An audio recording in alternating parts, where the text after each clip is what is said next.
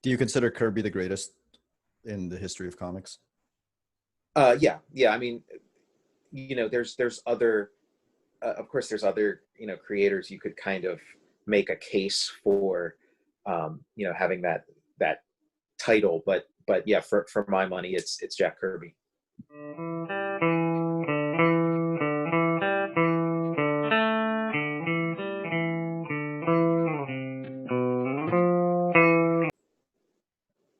Hi, everyone. Welcome back to the Comics Cube. Today I am with Tom Scioli, the author and cartoonist behind Kirby, the Epic Life of the King of Comics. Hi, Tom. How are you? Good. How are you doing, Doy? I'm doing okay. Is the pandemic okay over there in Pittsburgh? Yeah, yeah. How are you doing is kind of a weird question now. All of a sudden, But yeah, it's it's okay. I mean, I'm sure like people who are affected, it's not okay, but it seems things seem pretty stable here. Pretty contained. Yeah. Yeah. What is the Kirby influence is very big for you. What drew you to Kirby? Um, I mean, it was kind of like I was already like prepared to embrace Kirby just from like a lifetime of consuming sort of like pop culture and specifically the kind of like pop culture that's like directed towards like boys, in like, the early 80s and stuff. It was like I grew up with, Star Wars and He-Man and, Thundar the Barbarian and all that kind of stuff.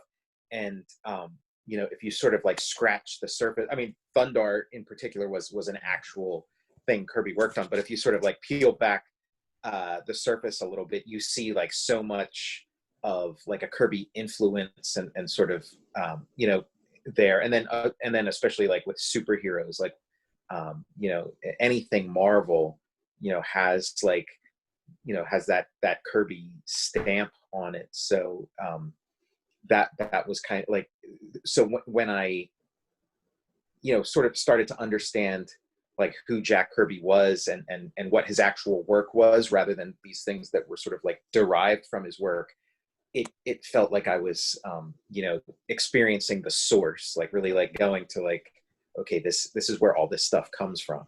Nice reference there to the Yeah. source. So Jack Kirby, every time I talk to other people about him, whether it's fans or creators, and when I've watched Jack Kirby documentaries, a common thread is that a lot of people don't get him at first. I think the only guy I've heard say who got him immediately was Walt Simonson. Did you go through that Right. same experience?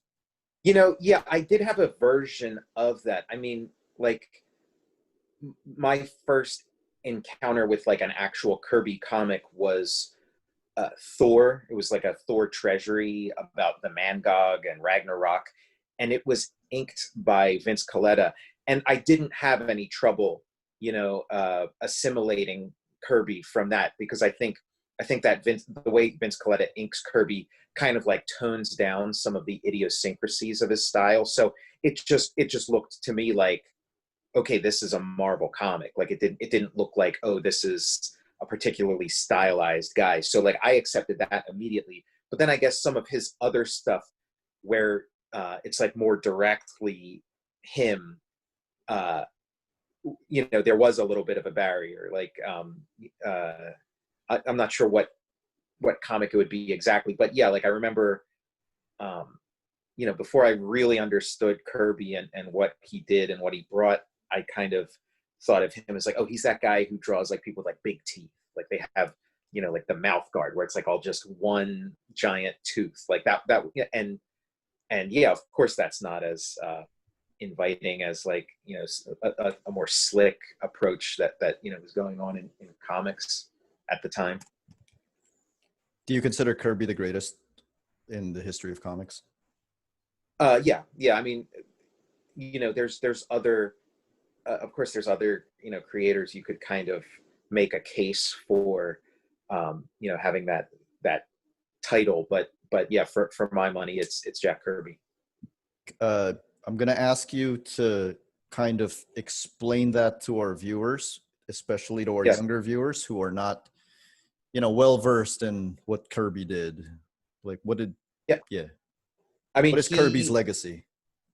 he was there at the beginning of comic books. He was working on comic books for you know most of its history. He started in the 30s and he worked pretty steadily up until, like, you know right as the 80s were starting. He kind of like scaled back a little, but still kept active in the comics world. Um, up until the 90s. So it's like that, up until the 90s, the history of comics was, Jack Kirby was there. So there's that. But then if you just look at like what he created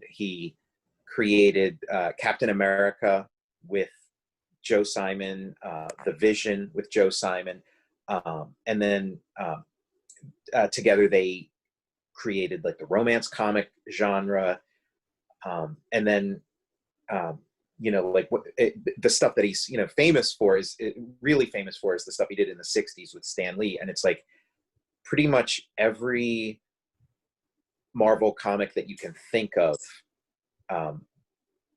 was Jack Kirby co-created with Stan Lee. And then the couple exceptions are like Spider-Man and Doctor Strange, but then even Spider-Man, Kirby had his role in the creation of Spider-Man too. So it's just like when you watch like Avengers Infinity War or something, most of what you're seeing on the screen are Jack Kirby co-creations. Especially Thor Ragnarok with its aesthetics too. They got the Kirby look there too. There's like a couple movies that I felt captured like the Kirby style in addition to having like the Kirby characters. But yeah, Thor Ragnarok has probably done like the best job so far. I was gonna ask you what those other movies are. Well, it's one people don't really talk about much anymore, but I thought the Ang Lee Hulk. Oh, I see that. It had like it had. I mean, there's so many things that happen in that movie that are like straight out of a Kirby drawing, and then just the energy of it, the rage, and then like the cosmic finale of it is very Kirby-esque, where it's basically the Hulk is fighting nature, like he's fighting like in the form of his father. He's fighting thunder and lightning and all these cosmic intangible objects. Like that was like very Kirby-esque to me. Like I mean, it didn't have like Thor Ragnarok has the sort of Kirby architecture, which is really nice. And then the Thor movies I thought captured a lot of Kirby too. Like the Thor movies prior to Ragnarok I thought captured a lot of Kirby too. I agree with that. The Kirby's life in comics is very eventful, as you've said, and of course that's covered in your new book, The Epic Life of the King of Comics. His life outside of comics, though, you cover that in your book as well? Oh yeah, for sure. I mean, like the first half of his life, just in terms of telling a story, is way more interesting than the second half. Because he was living more life in the world. As a young man, he was kind of, as a kid, he grew up in a violent neighborhood, and there were gang fights, and he would be involved in these gang fights. So there's a lot of that, and then just kind of that thing of when you're first trying to get a foothold in an industry, he has to kind of like hit the streets, go to different places looking for work, and then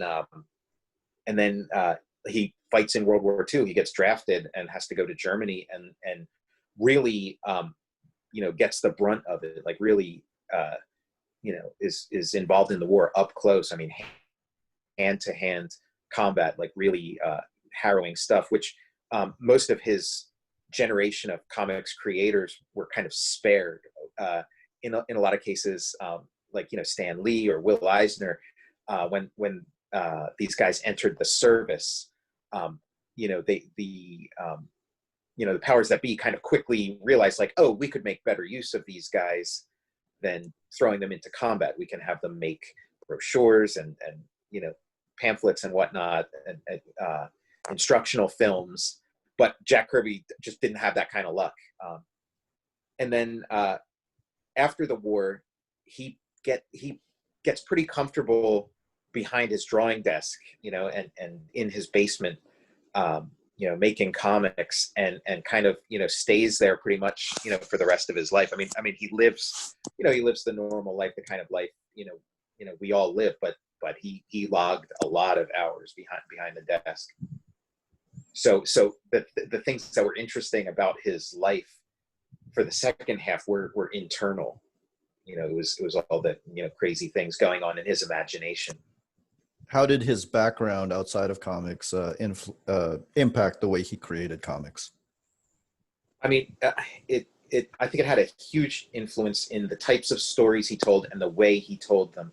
I mean, when you learn about the gang fights he was in, where they'd be climbing up fire escapes and jumping from building to building, and, you know, throwing rocks and corn cobs and things at each other. You really see that play out in his superhero comics. You know, all the rooftop battles and chases and climbing and the hurling insults at each other.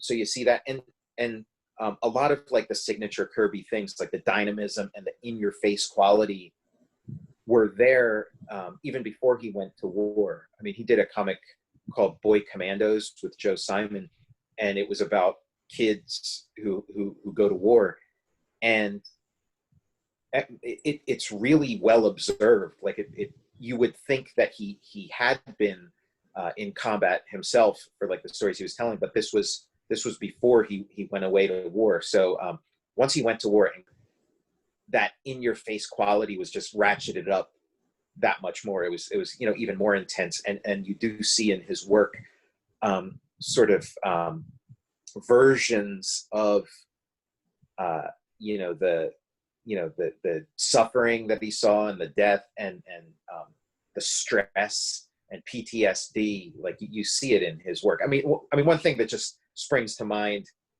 in kind of an obvious way is when he returned to Captain America in the 60s, and Cap had been frozen in ice, and he kind of wakes up, and like he realizes like all his friends are dead, you know, Bucky's dead, and he keeps having these like nightmares about, you know, the war and things like that. That seems like it's coming directly from his own experience. That kind of sounds like PTSD. Oh, for sure. Yeah. And I mean, I think if the term did exist back then, it probably wasn't as widely talked about or understood, but that's what I like. I think he had, I think his childhood, the fights were traumatic and could cause PTSD, but then certainly his war experiences are like the textbook definition of it. What's the biggest challenge what are the biggest challenges of adapting his life to comics form? I mean, you know, for me personally, like the challenge was like, I came from, you know, like the comics I did prior to this were fiction, and in a lot of cases sort of fantastical science fiction, you know, otherworldly things. So it was just like a different mode that I had to working on something that, okay, these events actually happened, and I have like a responsibility to the actual story. I can't go off on some kind of tangent. I can't, you know, punch it up or you know, oh, you know, it would have worked. It would have been a much more interesting story if this or this happened. Like, you have to, you know, stick to the facts, and then sometimes the facts are hard to ascertain, and in some cases impossible. In some cases, there's questions that we'll just never know the answer to. So, you know, you just, you know, have to you know, deal with that, or you know, figure out a way to make it work, or in some cases, you know, take what you know and just make your best guess. But yeah, it was very challenging, a lot of fun, you know, really interesting. And then you know, there's the challenges, but then some of the things about it are actually like a little bit easier than fiction, because you're not you're not sort of going around in the dark. Like you at least have some sense of, you know, what the entire narrative is and how things end up. So, you know, reality is your roadmap, where there's really no roadmap when you're creating something from whole cloth. Yeah, you don't have to solve any story problems or anything in that Right. sense. Yeah. Yeah. Where it's like, oh, this doesn't seem consistent. It's like, well, you know, that's what happens. So, Do you have a favorite Kirby anecdote, whether from the book or not in the book? um, My personal favorite one is the one Will Eisner tells in the Dreamer. yeah, Where the cleaners come to get some money off of him, and tiny little Jack Kirby that scares is, him off. yeah, that Yeah. is a great one. You know, and I like, that could be my favorite because that is a good one. And it's one that I kind of, you know, thought about a lot even before I did this book. And Will Eisner tells it so beautifully in his book, The Dreamer. And you know, Will and Jack are kind of interesting. They're, you know, they you know, I think they've done like a couple interviews together, and it's really interesting because they just like approach comics so differently. So yeah, that is a good one. I mean, the one that's springing to mind right now for me is just like the flash forward of you know, Jack Kirby finding working in the office, and Stan Lee is the 15-year-old office assistant, and is just like, you know, to Kirby is just like incredibly annoying. He can't stand him. And then when he and Joe Simon get fired, whether it really happened or not, Kirby believed that Stan Lee was responsible for that Stan Lee had sort of ratted them out. And so for me, it's like, you know, Jack Kirby sitting there telling Joe Simon, if I ever see that guy again, I'm going to fucking kill him. And then you flash forward all these years later, Jack Kirby in Stan Lee's office, you know, and Stan Lee is sort of, you know, in his own, you know, having his own problems, you know, with the company close to being, you know, dissolved. And then Jack Kirby walks in with his own problems of, you know, having like lost, you know, his job and completely out of options, and just like, hey, Stanley, you got any work? Like, I love that. I love that that jump cut. That's interesting because that's actually a story that doesn't make Kirby look great, right? Like, Sure. I mean, yeah, there's I mean, you know, like the story is what it is. Like, I didn't set out to, like, of course I love Jack Kirby, I love his work, but I didn't set out to tell a story where it's like, oh, isn't Jack so great and it doesn't everybody else stink? Like, I wanted to, you know, show like a warts and all, and you know, that you're right, that is I mean, to me it just kind of shows you what time does to us, you know. You know. so you mentioned Stan, and no conversation about Kirby would be complete without Stan. Sure, yeah. Where do you stand on this whole thing? I mean, you know, I have like my own, you know, my own personal take on it. I like, with the book, I worked really hard to give, you know, Stan Lee, you know, as fair a shake as I could, and show his side of the story. Uh, you know, um, I mean, like, we don't know exactly who did what. They each have you know, pretty much completely opposite claims. So it's kind of like up to everyone as individuals. I mean, for me, to me, it's like, you know, Stan Lee had his role in these things, but that Jack's role was, you know, a far bigger role in what these creations actually were, and Stan Lee's role was like a lot less essential. I mean, my take is that in most of these cases, Jack Kirby created a complete comic, presented it to, you know, came up with, you know, pitched to Stan a concept, and Stan, went with it and was like, great, Jack. And then Jack would make the comic, and then Stan Lee would, put in the dialogue at the end. That's how I think it went. In maybe all the cases, or maybe all but a few cases, but that's how it seems to me. But again, I'll never know for certain. Like, none of us will ever know for certain. Yeah, I realized a couple of years ago when both Stan and Steve Ditko died, everybody who knows is now gone. Yeah, and even Like, the people who knew didn't really know. Like our memories do weird things to us, and not related to age or anything like that, but just, we have these stories that we tell and retell ourselves, and so you can get to a point where, like, the actual truth is really lost. is it fair to say that because the way I've always thought about it was, as much as Stan is credited as a writer, his real contribution is both as an editor and as a marketer. Yeah, the marketing and the editing are undeniable.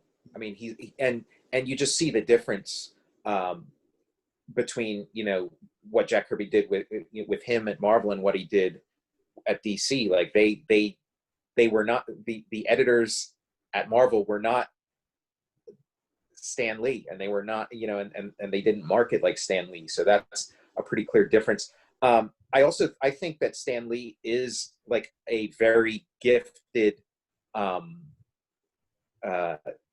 dialogue writer, and I think, like, I do enjoy his dialogue a lot, and I think he's very funny, verbally funny, and I think that is his big contribution, and there's a lot of depth that's added to the characters, purely in the dialogue. And I think in the times where he did contribute to sort of the story, or maybe the characters or creation, he's good at that too. Like, you see in his work, before and after Kirby, you can see what his talents are. It's just like, to me, you see Kirby's work before and after Stan, and like the talents and everything are just like so overwhelmingly obvious by comparison. Yeah. So you brought up DC, and Kirby at DC didn't really exactly work out the way they thought it would. What do you think went wrong? Yeah, it didn't work out the way anyone wanted. I mean, I think that like the Kirby's DC work, that's my favorite of Kirby. I personally think it's his best work. I mean, of course, like, these things are just matters of taste and opinion, but to me, that's his best work. And yeah, it didn't work. I think again, I think just the company wasn't like they really were lacking those editorial and marketing skills and taste, in the higher levels that Stan had. Also, like, the expectations were kind of weird. Like, they really thought that Jack Kirby was going to show up at DC and create a phenomenon like he did at Marvel immediately. And those Marvel books, they needed time to grow. Like, when Fantastic Four #1 came out, it did make an impact. Like, people were like into it from day one, but it wasn't the phenomenon that it became. Yeah, exactly. Like you need time and you need patience, and they didn't give him time. They weren't patient. They didn't give him the anchors that he wanted. He had to fight to get Mike Royer on there. They didn't. They had people redraw his Superman faces and things. That's horrible. That always gets me. Yeah, right. But I think it is just, Marvel was a runaway train, and Jack had, created that train, or helped create that train, and so all of a sudden he's competing with himself.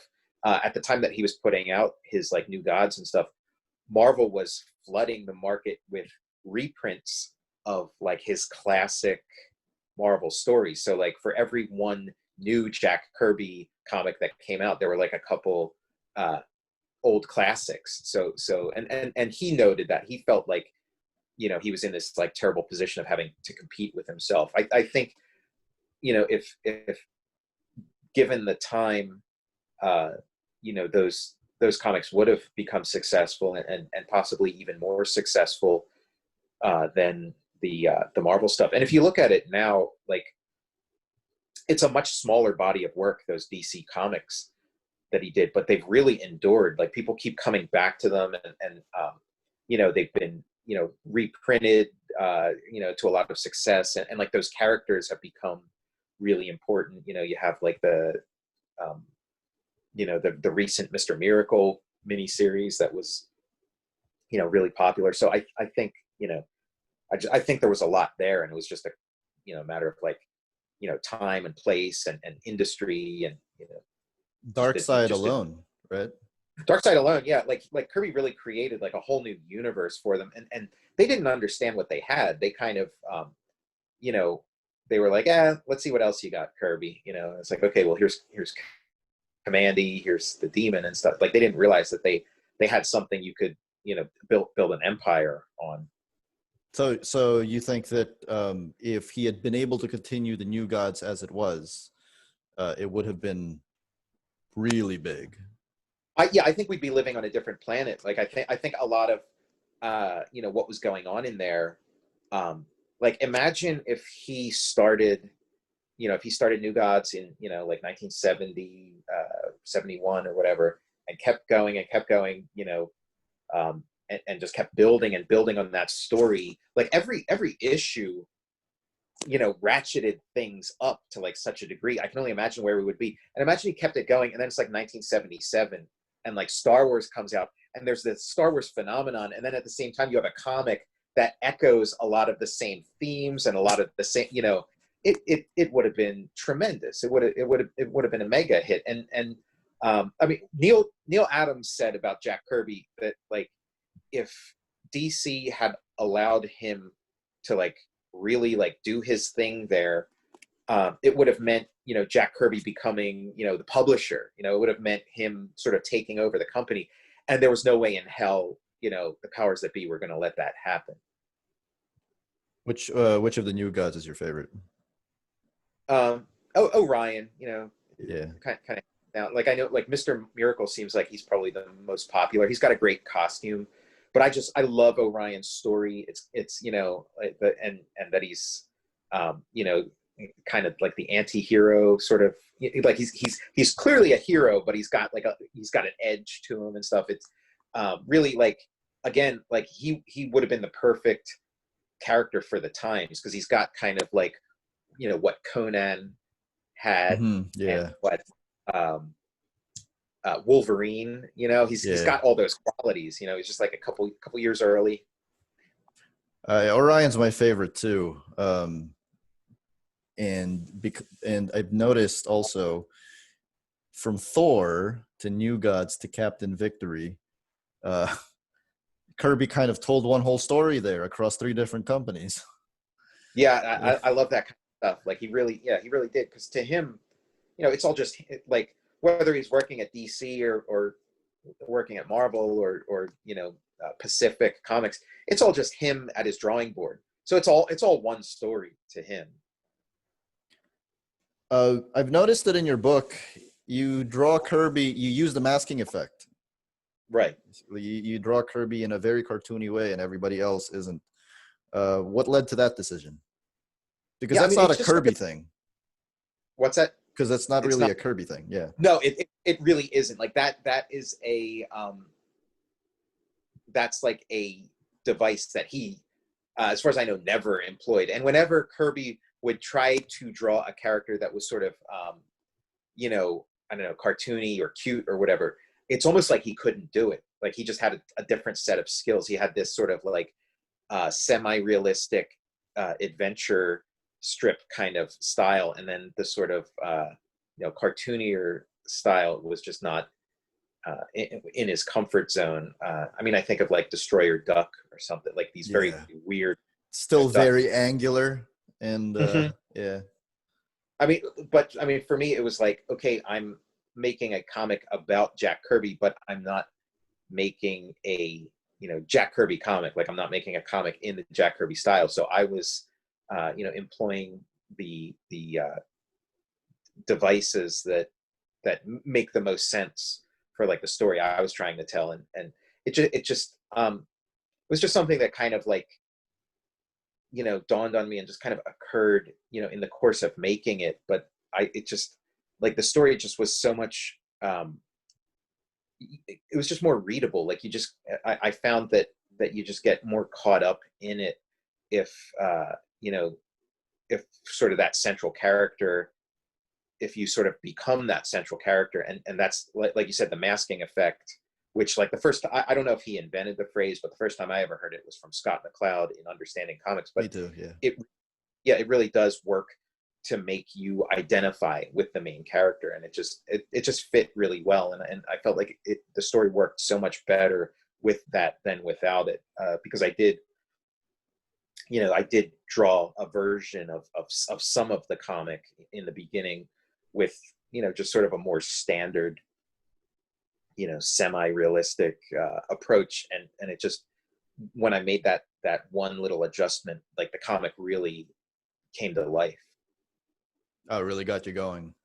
Yeah. I mean, it Yeah. just, like just because, like, you're creating something, but then you also, kind of take a step back and read it, and then work on it, and step back and read it. And it's like, and try to look at it as a reader. And just as a reader, I just liked it so much better, with that sort of, simplified Kirby.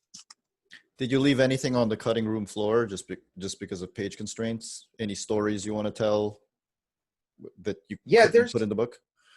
I mean, there's just so much. There's like a version of this book that I could have done, but it would have taken me like 10, 20, 30 years, where it's like I tell every story, and release it, instead of like as a graphic novel, release it as like a regular comic book, Yeah, like a one issue. series of yeah. Yeah, and do all of it. It's just like, that's just a whole other, like, that's just a whole other way to spend your life.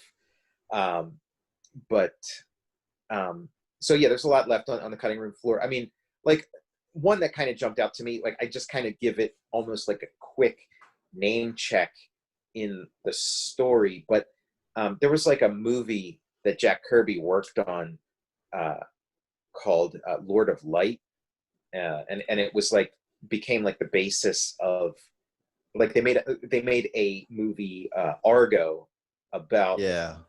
about the story of it. But it was like, he was hired, to, create concept art and things for, a movie, Lord of Light. And they were gonna build these enormous sets, and that the sets that they would build would become an amusement park too. So it was, this like incredibly ambitious project, and Kirby loved it. And he created all these like really, crazy Kirby-esque sci-fi buildings, and all these like amazing costumes and things.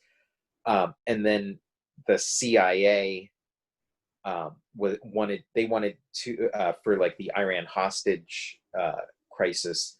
They had a plan to sort of, um, pose as like a movie production crew and come to Iran, as if they were scouting out locations, and then use that as like a pretense to get, the hostages out of the country. And so they, were looking for possible projects, and then they chose Argo, as like, it was a real project that was going on, but they sort of, co-opted it, and took it. So like, that whole story is tremendously fascinating. And again, I just sort of reference it in like one panel, mainly because it's like incredibly interesting. But like, this comic was sort of told from Kirby's point of view, and his story, and like, all the most interesting aspects of it are things Kirby wasn't even aware of. Yeah. Sort of go. Yeah. I've seen the artwork that he did for it. It's funny to me that he might not have even been aware of why he was doing it. Yeah, he couldn't have been, because the story didn't break until sometime in like the late 90s or the early 2000s. So yeah, like it became like declassified, and I was aware of that project just as a Kirby fan.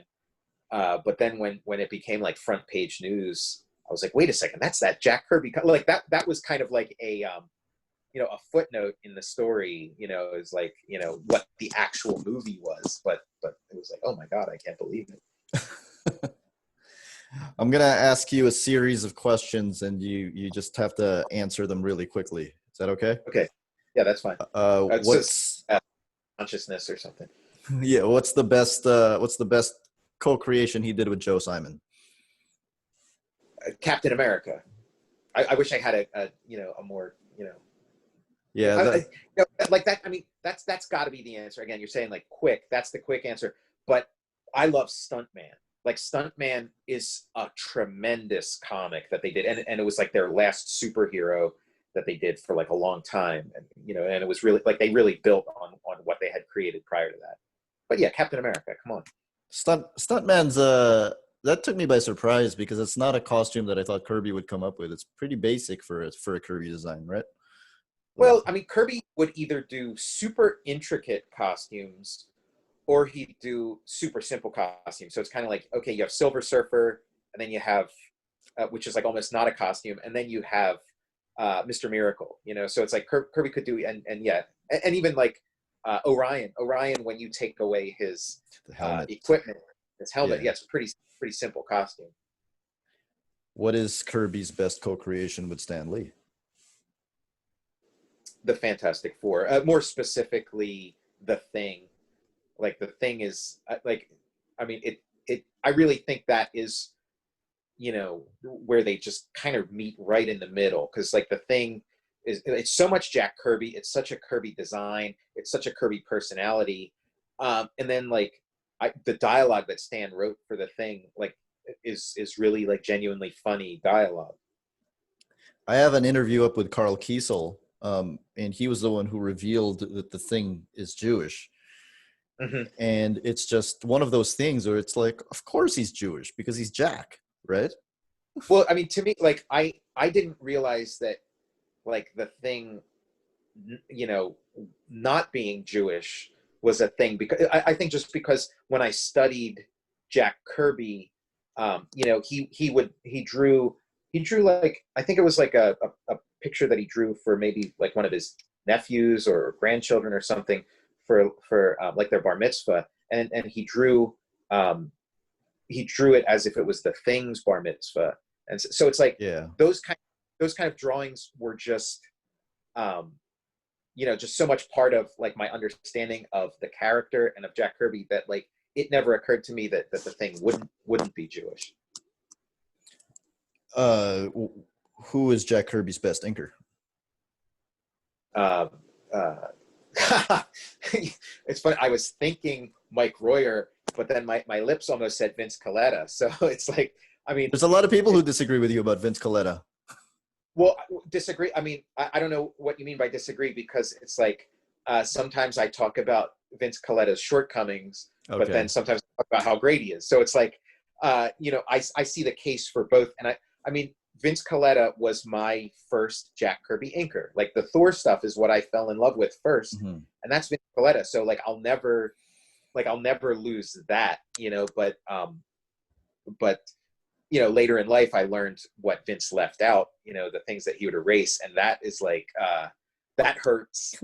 And I really love the Mike Royer, like the Mike Royer stuff to me is like the closest to pure Kirby, and when Mike Royer inks something of Kirby's, I'm just so happy, so.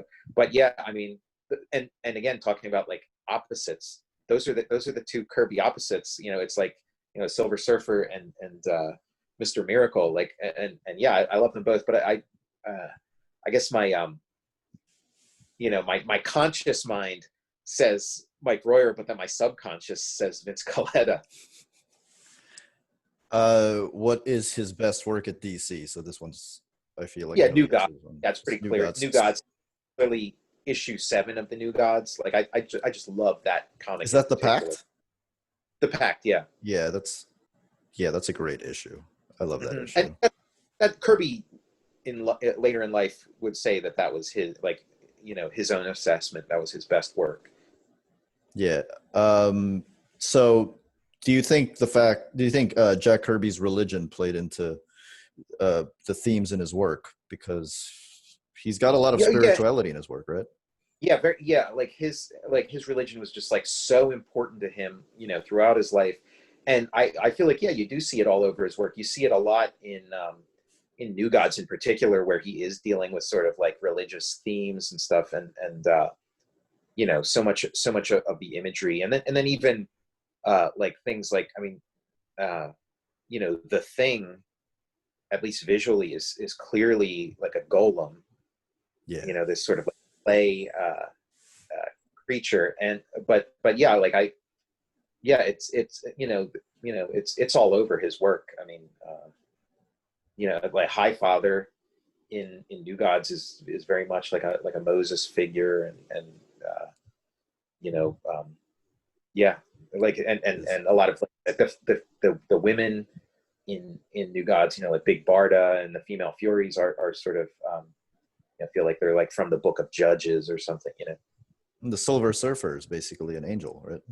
Yeah, Silver Surfer, an angel, and Galactus seems like he could represent a lot of things, but one of them, is God. Yeah. I've heard Kirby say that he wanted, like, when he was coming up with Galactus, and they asked him how he came up with it, and his answer was, I wanted to sell more books. And I feel like that's him understating himself. Yeah, I think that's sort of typical of his generation. Like, I feel like he would be very uncomfortable uh, saying the words out loud of, like, like anything that could be deemed, pretentious or artsy. Like, I feel like it was, a little bit of a, bravado and braggadocio, and downplaying thing. Like, he would probably get a lot of, like, at least in his mind, he would imagine that he would get a lot of ribbing if he sort of like showed his sensitive side, or said, like, oh, this character, or that really meant a lot to me. It's kind of like, I thought this one would make money, and of course that's there in the equation, for any kind of, creative endeavor. I mean, he worked in a commercial art field. He wasn't, painting, or although he did do art purely for art's sake, Yeah. at the same. Um, what what was my next question? Would the New Gods have been better if it wasn't in the DC universe? No, no. Like, for my money, I mean, I think maybe the New Gods would have lasted longer if he had introduced them at Marvel. But I feel like if he had introduced them at Marvel, they would have just kind of got. It would have just been just another Marvel, Oh, bunch of characters. I more meant as a standalone thing. Oh, it's a standalone. I mean, yeah. I think even so, like, I think New Gods is more of a standalone thing because it's at DC. I think it works better as a standalone thing.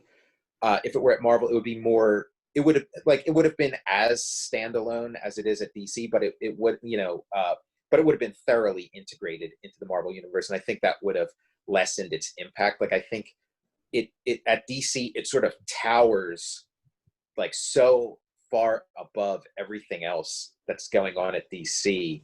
Um, I think that helps it, and Marvel. There's just more to compete with at Marvel. Uh, he created, for a really long time, just like a really thorough. A thorough universe that kind of, the DC universe needs New Gods more than the Marvel universe Yeah. does. It's interesting that if only, it would be interesting to see what that would have been. Yeah, my whole thing was just like, every time I read the New Gods, I'm like, Superman is ruining this book. Right. Yeah. Yeah. The less it's involved in outside stuff, the better. And so I think at Marvel, it would have been involved more. Like, I mean, some people, think that, like, the four people that, Darkseid abducts in New Gods #1, that, like, if it had come out at Marvel, it would have been the Fantastic Four. Issue one would have been like Darkseid kidnaps the Fantastic Four, and then Orion to rescue them. I get it. What's the best thing Kirby did outside of Marvel and DC after he left Marvel and DC? Uh, yeah, Captain Victory springs to mind. I mean, that's my quick answer is Captain Victory. Okay. What do you think Kirby's life and career would have been like if he hadn't passed away so early? More Man, comics? yeah. I mean, I wish. I mean, he was only like 4 years older than Stan Lee, so like I wish he would have, had the kind of, the long life that Stan Lee did. It would be really interesting. I think, it would have been really cool seeing in the second Fantastic Four movie, they have like the wedding of Reed and Sue, and in the comic, Jack and Stan try to get in the wedding, and they get kicked out. And when they had that scene in the movie, and it was just Stan, and it kind of broke my heart. Like it would have been great to see the both of them do it. Or even if they like hired an actor, to play that or whatever. But like, yeah, to see, just if Kirby could have seen what his things became. I mean, maybe there would have been a lot of heartache because it did take a while for, it was only a couple years ago that his family made was able to get some kind of compensation or something from Marvel. Hopefully, if he was alive, it wouldn't have taken that long. Like maybe if he were alive, it would have. Sometimes that adds like some urgency to things or whatever. But like I think because when he was alive, it did cause him a lot of pain that like he was cut out of participating in these things he created. So yeah, it's interesting. I mean, of course, it would have that's true for anybody. It would be nice, if they got a couple more years. Yeah, absolutely. What Kirby property do you think would make a good movie that hasn't been adapted yet? Yeah, like I used to have, that answer was there was a much longer list a couple years ago, because I remember thinking like, oh, if they ever made, something with the Inhumans, like, okay, that's how we know that like comics have really arrived. But it's like, okay, Inhumans already happened. We can pretend the Inhumans didn't happen. Right. Yeah. They could do a fresh reboot. Yeah, man, that's a great question. I mean, there's that Tiger 21, Starman Zero thing. Like he created this pitch that he tried to get made into a TV show that would have been really cool, and it's all there. It's like this really cool like sci-fi stuff with like body switch. That would be. I mean, OMAC's an easy one. I mean, OMAC has like appeared in like various like DC things. Like I think like a version of it or references to OMAC might have shown up in some of the TV shows, but at the very least in like the animated thing. But like, yeah, OMAC would just be a great standalone. Dingbats of Danger Street, like all his oddball stuff, I think would work so well. With Devil Dinosaurs, which Devil Dinosaur was conceived to be a TV show, but like all that weird Kirby stuff, I think would work so well. Devil Dinosaur is my answer. Yes. Yeah. And if somebody were to make a movie out of Kirby's life, like let's say based on your book, who would play Jack Kirby? Oh, there's an actor, like I forget his name, but I think he was on he was on Freaks and Geeks, and then he was in Inglourious Bastards, and he played a character. He was one of the Inglourious Bastards, and his name. When I saw the movie, I heard them say Kurtzberg, and then this guy showed up who looked like Jack Kirby. I'm like, holy shit! They put Jack Kirby in this movie. Like this is like actual Jack Kirby's like wartime experience. He's one of the Inglourious Bastards, which he kind of was, in real life. And I was just blown away. And then like seeing the credits, it wasn't Kurtzberg, it was Hirschberg. Oh, for that moment, it was like, and I forget the actor's name, but I think he would make a great Jack Kirby. Like I would rather have somebody like him who could play like the young Jack Kirby, and then you kind of age him up, rather than an actor who's like in his 40s, and then you try to age him down. it's easier to do either now Right. Yeah. I mean, you could put you could put a digital Jack Kirby like with no actor in now. How much of the book goes into his marriage with Roz? Yeah, I mean, Roz is a big, is a big factor, and she even gets to like narrate the story for a little bit, but yeah, I mean, yeah, she's a pretty big presence in it, and people think about Stan and Jack or Jack and Joe, but it's really Roz and Jack. Like she's really the partner. She's really the co-pilot for this stuff. My last question has nothing to do with Jack Kirby. What's Cool. it? How did it feel? You grew up in the '80s. What was it like making Transformers GI Joe? Yeah, that was really cool. Like, it was a big because you just sort of have these like flashback moments, and it's like I remember when that stuff first came out, and I remember being like really excited about it, and it felt like I've worked on like Fantastic Four and things like that, but like Transformers and GI Joe feel like way more like mine, like they're way more part of my generation, like whatever somebody who grew up in the '60s might feel about the Fantastic Four or something like that's that was like those things for me, and I remember like it is almost like a new mythology because like you turn on the TV and it's like there's this robot planet and you're hearing this word Megatron and it's like Megatron, what is that? What does that mean? And then Megatron shows up. Um, so yeah, to work like I kind of had to pinch myself, and it's like imagine if I knew that back then, if I knew that when I was little, that like, oh, you're gonna be part of this, you're gonna be telling this, you're gonna be the guy calling the shots for that, like it's unthinkable. Yeah, it was really really crazy. And it's um like when I first like learned about Galactus, I was kind of like, oh, that's like Unicron. Unicron. Yeah, exactly. Like it's like we're sort of viewing things backwards. Yeah, that's the same thing I thought of when I learned about Galactus. Oh, hey, that's Unicron. Right, exactly. Yeah. Yeah. Actually, here's my last question: is Chris Latta better as Cobra Commander or Starscream? Yeah. I mean, man, are they great? Like that's a tough question. I mean, yeah, that's an impossible question. That's an impossible question. Like they're yeah, yeah. So Chris Latta is amazing, and I mean, I maybe I keep going each way. Like I mean, the Starscream is like such an unforgettable character in Transformers, and like as much as like we all love Optimus Prime, like Starscream's like the most like fully formed character. Like he has the most like internal life out of all of them, and yeah, Chris Latta, it's just amazing.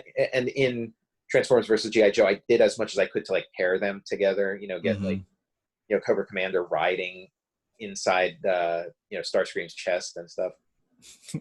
Should give that to Chris Latta to voice. He'll just do Yes, both voices all at once. yeah.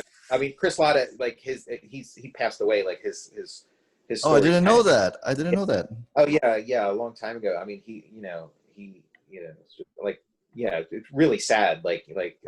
Just like a tremendous talent. Okay. Well, I didn't know that. Bummer. Yes, got I a feel bummer. like a dick now. Not at all. It was all you were praising him. Everything was Yeah. in praise. So anything else you want to plug, Tom? Yeah, just yeah, Jack Kirby, The Epic Life of the King of Comics. You know, get it wherever you get books or comics, and Fantastic Four Grand Design. That's still out there too.